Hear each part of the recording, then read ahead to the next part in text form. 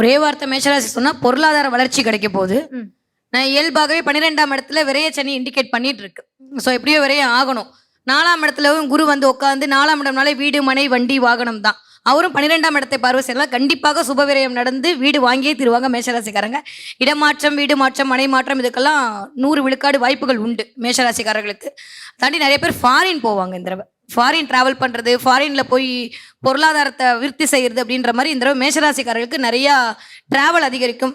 அண்ணா சொன்ன மாதிரி 2 விதமாக பிரிக்கலாம். ஜூனுக்கு முன்னாடி ஒன்று, ஜூனுக்கு அப்புறம் ஒன்றுன்றது குருவை வச்சு மட்டுமே. ஆனால் எல்லா பிளானட்டும் வச்சு நம்ம பார்க்கும்போது சனி ரொம்ப இம்பேக்ட் பண்ணுறாரு போது 12ஆம் இடத்துல நிறையா ஆன்மீக தலங்களுக்கு போகிறதுக்கான வாய்ப்பு, ஆன்மீக கோயில்களுக்கு ஏதாவது பண்ணுறதுக்கான வாய்ப்புன்னு மேஷராசிக்காரர்களுக்கு இந்த தடவை சனி ரொம்ப ஸ்ட்ராங்காக வேலை செய்வார்.